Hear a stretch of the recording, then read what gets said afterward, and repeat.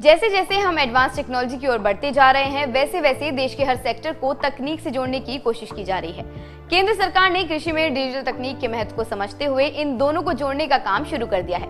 मुख्यमंत्रियों के साथ हुई बैठक में केंद्रीय कृषि मंत्री नरेंद्र सिंह तोमर ने बताया कि अभी तक 5 करोड़ 50 लाख किसानों का डाटाबेस तैयार किया गया है और राज्यों के सहयोग से दिसंबर 2021 तक 8 करोड़ से अधिक किसानों का डाटाबेस बनकर तैयार हो जाएगा। बता दें, इस बैठक में खाद्य व उपभोक्ता मंत्रालयों के मंत्री पीयूष गोयल भी मौजूद रहे। ये डेटाबेस कृषि व किसानों की प्रगति के लिए राज्यों, केंद्रीय विभागों और विभिन्न संस्थानों को उपलब्ध करवाया जाएगा। चलिए सुनते हैं केंद्रीय कृषि मंत्री ने इस पर क्या कहा। अभी तक मंत्रालय ने जो काम किया है उसमें 5.5 करोड़ किसानों का डाटा आधार से लिंक करके इकट्ठा किया है।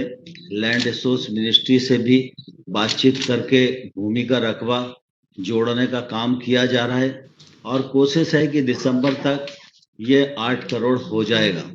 इस डाटाबेस से भूमि का रकबा भी जुड़े, बैंक भी जुड़े, पीएम किसान भी जुड़े, फसल बीमा भी जुड़े और राज्यों के सहयोग से अनन्य योजनाएं इस प्लेटफॉर्म पर आ जाएंगी तो निश्चित रूप से एक तौर से हमको काम करने में अभूतपूर्व सुविधा प्राप्त होगी और लोगों को केंद्र सरकार और राज्य सरकार को समझने में, उसको समझकर अपनी दिशा तय करने में और सरकारों को भी अपना मूल्यांकन और आकलन करने में जो सुविधा प्राप्त होगी उसका बहुत लाभ देश को होएगा।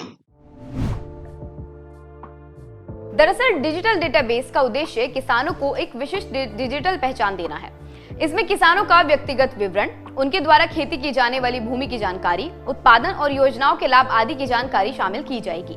कृषि मंत्री नरेंद्र सिंह तोमर ने बैठक में बताया कि पीएम किसान स्कीम के जरिए सरकार के पास 11 करोड़ किसानों का डेटा एकत्र हो चुका है, जिसमें उनकी खेती योग्य जमीन, आधार कार्ड, बैंक अकाउंट नंबर और मोबाइल नंबर जैसी जानकारियां शामिल है। इस डेटाबेस के तैयार हो जाने से किसानों के लिए योजनाओं का लाभ लेना और आसान हो जाएगा। सामान्य तौर पर केंद्र सरकार या राज्य सरकार कोई योजना लागू करती है तो अक्सर जिन योजनाओं के प्रति ज्यादा जागरूकता होती है या जो लोग उनके प्रति ज्यादा जागरूक होते हैं वही उस योजना का लाभ उठा पाते हैं।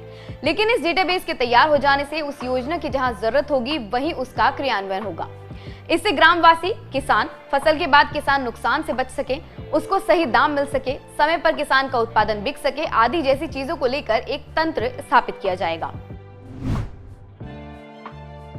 आत्मनिर्भर भारत के लिए कृषि को आत्मनिर्भर बनाना जरूरी है। देश का कृषि क्षेत्र मजबूत होगा तो देश भी मजबूत होगा और रोजगार के साधन बढ़ेंगे। केंद्रीय कृषि मंत्री नरेंद्र सिंह तोमर ने आगे कहा कि देश की कृषि को वैश्विक मानदंडों के अनुरूप बनाने और किसानों के लिए लाभकारी बनाने के उद्देश्य से सरकार इस क्षेत्र को आधुनिक बनाने के लिए काम कर रही है। कृषि क्षेत्र मजबूत होगा तो देश मजबूत होगा, रोजगार के साधन बढ़ेंगे।